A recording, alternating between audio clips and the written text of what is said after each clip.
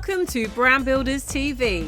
Deep dive topics, tools and resources brought to you by global thought leaders from within the Brand Builders Club. This show gives you access to the strategies that you can use to move forward with ease and flow in every area of your life and business. In today's show, Lashai is going to take us through how she went from startup to successful global business at just 15 years old. She's also going to share the power and importance of starting with your why and how you can begin to share your uniqueness with the world through building your online presence. Learn it, model it, and get shit done. Let's go. Hi everyone, it's Lashai and Salmi here. I'll wait for some of you guys to jump on. Once you jump on, please feel free to let me know where you're tuning in from and what your name is and things like that. Today we're going to be talking about the power and importance of starting with why and how you can use your online presence to really propel you to achieve anything you desire to in life. And like I said before, my name's Lashai Salmi. I'm 20 years old. I'm a multi-award winning public speaker, coach, mentor, author, YouTuber, and even publisher. And I got started on my journey when I was about 9. And I started going to business and personal development events with my mother, and I was so inspired hearing all these people share their stories and how they had overcome adversity and turned their adversity into empowerment even. And I really wanted to create something similar, so that be events, public speaking opportunities, books and resources for young people. So when I was 11, I wrote and published my very first book, which is called Kids That Dream Big. And I wrote that book, one, to share my journey, because how I got started was that I went through a really horrid bullying experience in primary school, which left me without confidence, not knowing how to communicate, just being really scared in the world. And then going to these events and seeing all these inspirational older people unapologetically be themselves, share what they had gone through and use the hard times they had gone through and turn it into something nice and a teaching experience for others. So I felt so inspired, and ever since I've really been working to do the same and even more for young people especially. I also work with adults. And the reason why I want to jump on here today to talk about the importance and power of starting with why is because starting with why and having reasoning behind why you do what you do, or what makes you wake up in the morning, is so important. Because sometimes in life, due to either needing to adult and do the right thing as an adult, and other things, sometimes we end up doing things that we don't really enjoy or that don't fully resonate with our core purpose and who we are on the inside. So when wanting to do anything in life, and with any of my young clients, I love to talk to them about why. What is their why? What is their sort of goal in life? Do they want to have a huge impact and speak in front of millions every day? Or is sort of their life and goal and dream, an absolute dream, to just be financially free and maybe help some other people also? So discovering and understanding what your why is super important. And it can allow you to propel and to achieve things that you'd never pictured or dreamed of in your life. So for any of you watching right now, please feel free to drop in where you're watching from, or if you have any questions so far. So for me on my journey, starting with why was very important. I went through a number of stages where I sort of had to reinvent myself and understand who I was, because I got started at such a young age. I was still in school. So there's personal development Shay, and the one who loves public speaking and positively impacting people's lives and helping people to transform and have immense change and propel in life. And then there was school Shay that needed to be like the other kids, and the school didn't really support what I was doing out of school and things like that. So having to find a middle ground was quite difficult. But what really was important for me was understanding my why and understanding how I needed to be unapologetically myself, because when you're stuck in a place of not being able to fully be yourself, it can really hold you back. So understanding what your why is, that will give you, I guess, the confidence and the perseverance to be your authentic self. So That's how I sort of got started. And another sort of element that really helped me on my journey was getting onto social media. And one of my favorite platforms and ones that I've grown the most is on YouTube. So I have a YouTube channel called The K-Way. So it's quite different from the rest of the things I do, but I believe that when you're being authentically yourself, you can be multifaceted and have multiple interests and have multiple things that you like, and it can allow you to have reach in different ways. Like, we may have things that we love to do during the week that don't even seem like work to us, but it's completely different from what we like to do on the weekend. So that's another thing that I really like to share and teach to young people, is the power and importance of being multifaceted, and you can be one thing and also be another, and combined all those things. But yeah, starting with why, like I already covered. Thank you to those of you jumping on now. Feel free to let me know where you're watching from and that sort of thing. But yeah, so the importance of starting with why is so crazy important, because if you don't know why you're doing something, or what motivates you to do what you do, or what motivates you to achieve a certain thing, you're sort of just aimlessly walking and aimlessly maybe building someone else's dream, or not really being who you can be and reaching your full potential in life. Just reading a question. So how can people step out of the norm? I think stepping out of the norm, thank you for that question. Stepping out of the norm can be one of the most difficult things, because going against the grain in this world can be such a daunting and scary experience.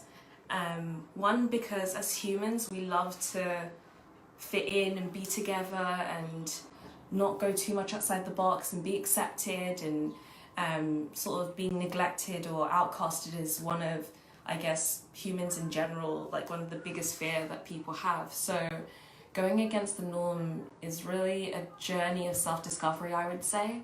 So taking some time to understand who you are, and understand the power that you hold. And I also, one of the main things that I usually talk about whenever I do any presentations or speak on stage is that I believe that the wealthiest place in the world is the graveyard, because in the graveyard you find all the books that weren't written, all the chances that weren't taken, all the stories that weren't told, all the tips and tricks that weren't shared. So what I really challenge any of you guys watching right now is to share your uniqueness with the world, because once you're gone, so is your story, unless you share it with someone and let someone have that experience of understanding you. Maybe they'll be able to grow. Maybe someone hearing your story or seeing you online, or just you putting yourself out there, even though it can be a super scary experience, as long as your why is powerful enough, the how and the when and the where and the with who becomes easy and seamless, and you will naturally attract to your tribe once you just step out of your comfort zone, go against the norm, and just be you, because it's boring to try to be someone else who already exists. But yeah, it's really just about, I think the journey of self-discovery and starting from within is more powerful and important, and maybe even more maybe the most difficult part of filling your true potential. Because like I said, as humans we typically want to fit in and be accepted and to be part of the group and the herd in essence, but we're not all built the same way. Some of us have different stories, and by you being brave enough to share your story with someone, that will allow them to have immense change. I've had times where I was so nervous and scared to speak on stage and just share my message and things like that, and I was so close to not even doing it sometimes, but then I've gotten off of stage and been told that I've changed someone's life, or that I've inspired someone to take a first step, or to speak about something that's quite near and dear to their heart and that they haven't spoken to anyone about. So if I can have that impact as a kid with a dream, imagine all the amazing things that all of you watching can do. People often struggle to generate income. Do you have any tips? Yes, so for income generation, which I guess links to having an online presence in one sense.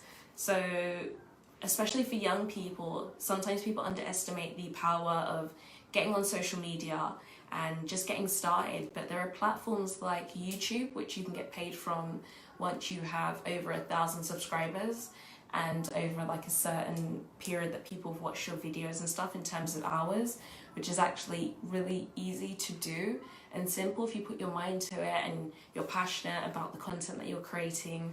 Also on TikTok, there's something called the Creator Fund now. So once you get like a certain amount of TikTok followers and engagement on your page, you can also be paid from your videos. So those are some of like the easy starting points I like to teach young people, especially because especially in this day and age, young people are constantly creating content. Not even just young people, everyone is constantly creating content, but sometimes you're not necessarily able, or you don't necessarily have the knowledge to know how to monetize that content that you're creating. I actually delve into this a lot more on a training that I do called USmart. So if anyone's interested, I can share more details on that later. But yes, so for income generation, social media can be a big one for that, even directly generating income from the platform. That's before creating leads and getting clients that way and that sort of thing. What did I say? I actually forgot to start off with it, but a huge thank you to Salmi for inviting me onto here. Me and my family have known Salmi for years now. I was probably maybe around 11 when I first met her, and I'm 20 now. So we've been connected for a long time. We were involved in some of her early events. She would let my brother and I come down and sort of intern for her, which really did help us to grow and to understand branding and things like that. So huge thank you and shout out to Salmi. But yeah, linking back to, I guess, the title of this, starting with why, and also sometimes it can be a selfless experience. So you may start with why, so what excites you, what could you do every day without thinking about it, but also why today, why now, also considering the impact that you can have. Like, why do people deserve and need to hear my message right now? Why is the impact that I could have so important right now? And it can be a very selfless thing, because sometimes when we get scared and nervous, it is a very selfish sort of experience and energy to be in, because it is us thinking about ourselves, or like, oh, will I look bad, or what will people think about me?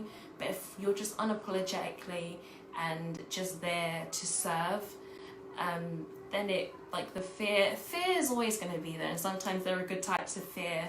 That could be a fear that you get a little bit before jumping on stage, or jumping on a Zoom call with new people, or having to present something. So that is completely normal. But just being fearless and just going after whatever you're passionate about and the impact that you want to have. And I always like to say to any of my clients and when I speak, is that imagine that there's someone out there right now that just needs to hear your message, or that just needs to hear a little bit about what you have to share, and it completely changes their trajectory in life, and it completely makes everything sort of fit into place and make sense, and they're able to just propel after that. So yeah, just share, be you. What's the worst that could happen? Someone might say, oh, they don't like this, but one person compared to the 7 billion plus that are in this world, there will be people that are your tribe and that love and resonate with what you have to share. But yeah, feel free to drop in any questions that you guys have so far. Let me try and see these. I might wiggle this, sorry. Okay. All right, thank you. That's cool. Yeah, so I can touch on a little bit how it was for me to get started on YouTube especially, and what sort of triggered me to get started on YouTube, which was a big help to where I am now and what I know now. So for me, once again, it was just another occurrence in life where I chose to be a little bit fearless and try something new and really put myself out there. So I jumped onto YouTube. I was like, I have a super supportive family, so shout out to you guys. My mum's always been there for me. She's always really supported me on my journey and everything. So she'd really supported me to do anything that I had done up until now still. But yeah, I used to do everything with her, and I thought, wow, like, my mum's super supportive, but I want to try something new and I want to see if I can do it myself. So I literally ordered a camera, ordered some lights, and decided to get started. I watched a ton of YouTube videos, decided what sort of content I wanted to create, and my friends were really getting into Korean pop music at the time, so I thought, oh, that could be like an interesting type of concept to work with. I had always been super passionate about media, but on my course in school, you wasn't really getting to delve into all the areas. So I thought, I'm gonna take things into my own hands. I'm gonna start my YouTube channel. I'm a bit scared, I don't know how it's gonna go, but I started creating content purely for my friends initially. So I would just make stuff to sort of improve my skills and share with them. And then you realize that there are so many billions of people on YouTube. So people start to watch my videos. I think within my first year on YouTube, I got over like maybe 10,000 subscribers or so. And I just kept creating content, but it was just a process of being fearless. Once again, there are so many people on this planet. So your tribe is out there, and people that will resonate with whatever you have to share are out there. So just getting started. Yes, I really do appreciate the support that I've had. Not to say that my journey's been easy, but I can't fault, especially my mum and my nan. They've been super supportive in allowing me to pursue all my crazy 101 ideas, and just sort of holding my hand on my journey. But also on a journey of self-discovery, it is important to, one, appreciate the support you have, but also try to do things on your own so that you can see how comfortable you are with trying new things, and so you're not always relying on that sort of protective blanket, and really just putting yourself out there and being vulnerable and trying something new. So to those of you who are jumping on now, please let me know where you're watching from, or drop any questions down below. We're talking about the importance of starting with why, which I covered, and how you can use an online presence to share your message with the world. I have a YouTube channel that has over 5.5 million views and 28 point something subscribers. So I've been on YouTube for a little while. But if any of you have any questions around either of those, I'll be happy to answer. I will just check these. Okay, cool. But yes, for me, I think one of the biggest sort of points on my journey was when I was in school, and I covered this a little bit earlier as well, but when I was in school and on the weekends I was going to personal development events and business events and being surrounded by really amazing people who were thought leaders and just really making an impact on the world, and then having to go to school where they didn't really support my vision and what I knew I could do in this world, and the things I wanted to share with the school and other students, I wasn't really supported. So I was in essence having to be two very different people. And when you're in school, it isn't necessarily an environment you can control, because you may just have to go to a school because it's local to you, or because it's the option that your parents make, or because there aren't many other options at that time. So that was quite a difficult time for me. And then growing as I got older, probably around 16, I guess I sort of came into myself a little bit more and was able to sort of settle into who I am today and just being unapologetically me. Because sometimes in school they really drill into you that you can only be one thing, and you can only like do this one thing, or you have to pick like one subject and this and that. But there were so many different things that I loved that I equally wanted to try and do. And yeah, as I grew as a person, and thanks for the resources and people that I was exposed to, I was able to do that. What is this? Tips for when it comes to YouTube. So I would definitely start, once again, I have a course on this called You Smart, so if anyone's interested, just let me know and I can share some details on that with you. But with YouTube, it's super important to, one, understand that there are so many people on YouTube. I think it was recorded by Forbes that there's over 2 billion people a month on YouTube. So understanding the potential reach that you can have on there. It's not saying that you're gonna create a YouTube channel and you're gonna have like millions of subscribers by tomorrow. That could happen. Some people get viral content overnight, but it's understanding that is a possibility, and understanding the way that when you create YouTube content, the way it can be repurposed into other things. So you can then integrate that content into your website. So you may have a video when your website opens and it's directly linked to your YouTube. So every time someone sees that, that will also convert into YouTube views. It opens you to various audiences. Like half my subscribers, or the majority, aren't even from the UK. Some I have like a huge audience in Germany, some in America, some in South Korea, so it can really expose you to the world. And also looking into other people that create similar content to content that you would like to perhaps get into or try starting to make. Because it's always good to see examples and see what's working. And on YouTube, it's important to find a middle ground of, one, obviously you want your content to be on trend in a way, but also be authentically you. And yeah, as you grow your audience, engage with them. I talk to my subscribers all the time. I don't think of it like, oh, I'm a creator, or I'm like this important person and they're them. Like, I see us as a community. So it is a really amazing way to, one, create new friends. I've created a crazy number of friends from having a YouTube and connecting with other YouTubers in the UK and other content creators, and also creating a community. They will stick up for you. I've had times where like I didn't know something was happening, or they'll be like, oh yeah, we saw your content here, or this happened. So yeah, you can create a really amazing tight-knit community. I'm just gonna scroll up.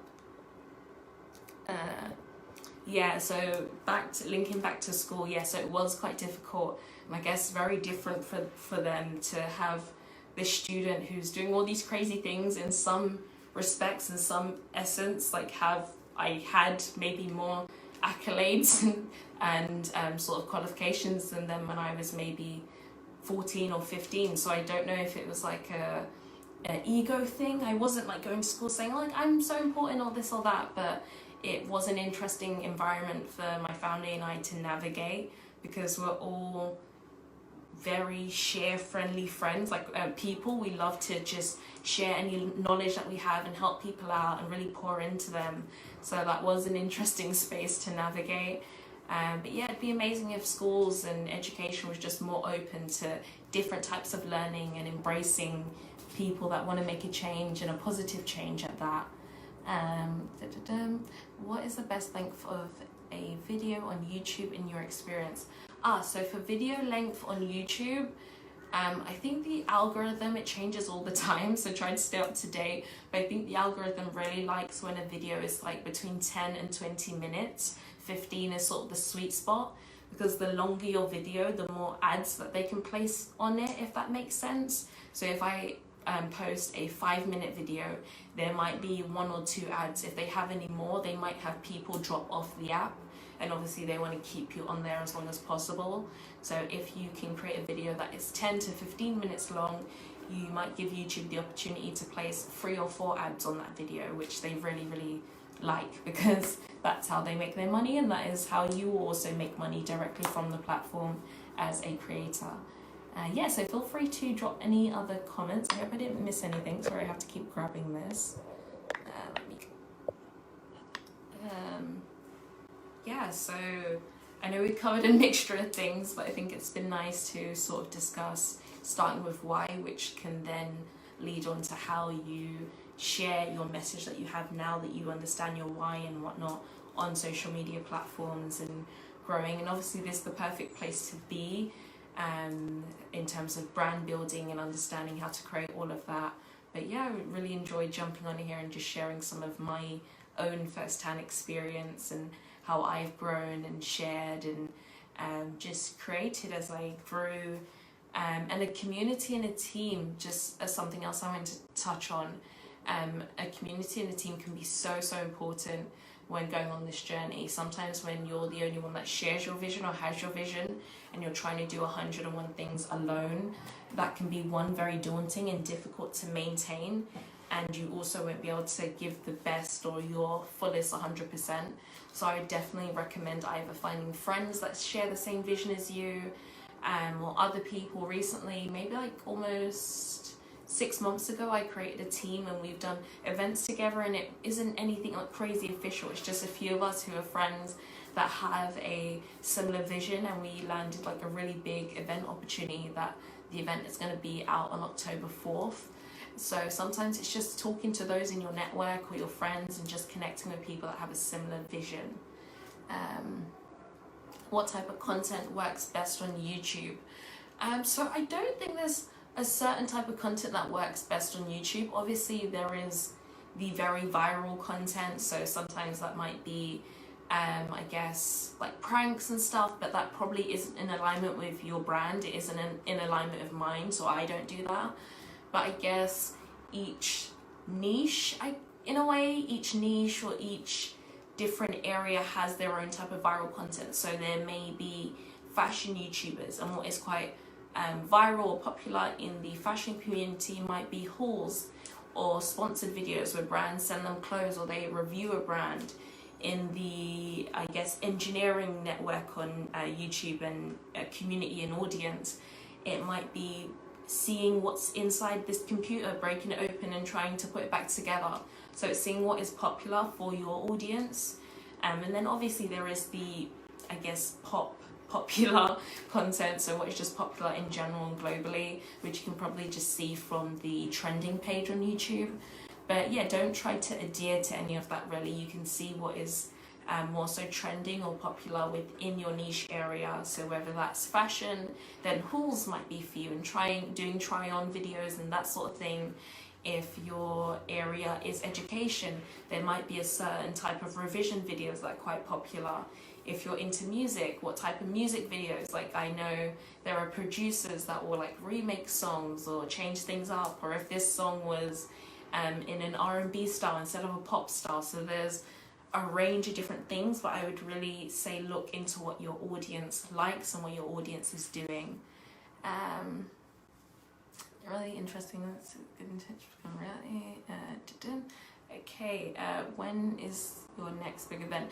So the event I'm currently working on is basically a really big event to introduce Europe and the world, I guess, to Korean culture, music and that sort of thing. Sort of ties in with my YouTube platform, and we're working with the Korean government to create that event. It's going to be out on October 4th. We have some Korean pop artists that are quite big on board, so really exciting. It's been a bit stressful but fun, and like I think if you're not necessarily, you don't necessarily need to be stressed, but if you're not sort of stretching your boundaries and tapping into spaces that are uncomfortable, you're never gonna really experience your fullest growth. So yeah, it's been really fun and a new experience for me. I've done events previously, like my family and I, we had a series of events in conjunction and partnership with Virgin Money, which was super fun. But this is like a whole different niche and type, so it's been a really amazing and interesting experience. I think I'm going to be wrapping up soon, but thank you so much to all of you that jumped on today. If there are any final questions that you have, feel free to drop them down below. And also, I said a few times earlier, but for anyone who's jumping on now, if anyone has more questions on YouTube and things like that, I do have a YouTube course, so please let me know if you have any questions or if you'd be interested, and I'd be more than happy to share that with you. Also, if you're interested in education and things like that, my family and I and some of our business partners are creating a new education platform called Sava, where we're sort of trying to redefine what education looks like. Especially being kids who are me and my siblings being kids who are very different to not the everyday kid, but we were just exposed to different things and our potential was tapped into a bit differently. So we just want to allow all young people to have access to the same resources and opportunities. But thank you so much for everyone who watched today. And yeah, I hope that you're all well. I hope I didn't miss any questions. I'll go back through after and check them. But I wish you all a beautiful day. Stay safe and look after yourselves. Bye. I hope that you've enjoyed the show today as much as we've enjoyed making it for you. If you've got anything out of this episode, please do tell someone else how they can subscribe to the Brand Builders TV channel at youtube.com/brandbuilderstv. Why not join us at our next Brand Builders Thinkubator, a global mastermind that we run every week to take away the loneliness of being in business on your own. For more information and to book your place, visit light.brandbuilders.club/Thinkubator. That's light.brandbuilders.club/Thinkubator. Until next time, be the ripple that you wish to see in the world, and we'll see you soon.